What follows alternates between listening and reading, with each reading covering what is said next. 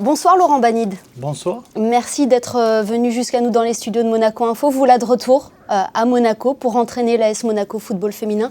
Qu'est-ce qui vous a séduit dans ce projet? Qu'est-ce qui vous a motivé?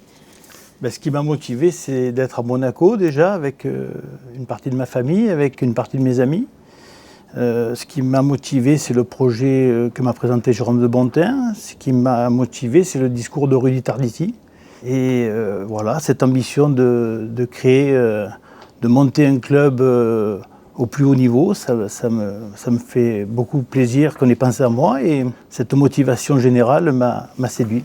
Un club ambitieux, dont l'objectif est d'accéder au haut niveau, puisque ce club ne l'a jamais connu, la D1, c'est ça l'objectif premier? C'est ça, c'est ambitieux, pas prétentieux, ambitieux, et en sachant que ça va être très difficile, en sachant qu'il y a beaucoup d'étapes, mais avec une liberté de travail qui me convient bien.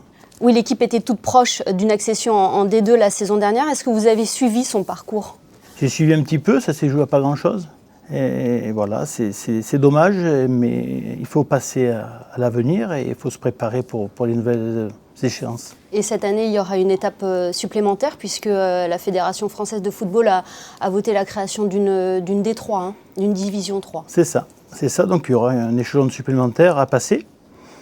Mais on a un groupe jeune et on va essayer de calmement, simplement, mais tranquillement, de passer les caps les uns après les autres. Justement, vous parlez du groupe, vous comptez le renforcer, faire un recrutement ambitieux, c'est le mot. Bien sûr, oui, on va renforcer le groupe, on va emmener des nouvelles joueuses et on le fait tranquillement au fur et à mesure, on ne se précipite pas.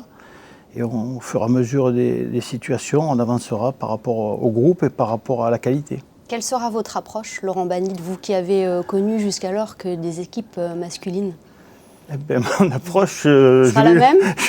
Oui, écoutez, je vais découvrir. Je sais que voilà, je vais découvrir notre monde du football et je suis très excité par le fait de découvrir, de faire ma première séance et de voir un petit peu les rapports qu'on va avoir et ce que je peux leur amener et ce qu'elles vont m'amener aussi, parce que on est dans un métier où on doit s'adapter tout le temps et c'était quelque chose que j'ai envie de faire. Vous servir de vos qualités aussi bien que celles que vous avez connues au centre de formation ou avec l'équipe première de l'AS Monaco? Oui, je vais apporter ce que je peux, humblement. Je suis passionné par le terrain et voilà, j'ai envie de faire beaucoup de séances, j'ai envie de travailler, j'ai envie d'apporter un petit peu mon expérience et de découvrir au fur et à mesure comment je peux adapter mes séances, comment je peux amener ce groupe-là à un niveau supérieur. Et créer aussi un engouement autour du football féminin. On voit actuellement avec l'Euro qui se déroule en Angleterre. Oui, c'est une évolution du football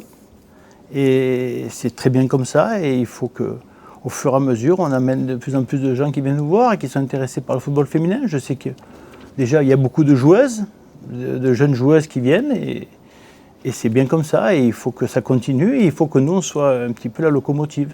Vous avez déjà effectué une date de reprise, un programme de pré-saison? Première août, reprise, reprise sur le terrain et on va faire un mois de préparation et au fur et à mesure se découvrir et apprendre à travailler ensemble. Et est-ce qu'à terme, une fusion avec l'AS Monaco serait envisageable, comme l'OL a déjà son équipe, comme le Paris Saint-Germain aussi? Alors moi je peux vous parler du plan sportif, mais alors le plan administratif je ne sais pas, j'espère bien. Je pense que, comme tous les grands clubs, le Real, Barcelone, Paris, Lyon, voilà, j'espère qu'un jour ou l'autre, ça verra le jour. Et j'espère que je serai avec l'équipe, toujours. Chaque chose en son temps. Voilà. Merci infiniment, Laurent Banide, d'avoir été notre invité aujourd'hui sur Monaco Info. C'était un plaisir. C'est moi qui vous remercie.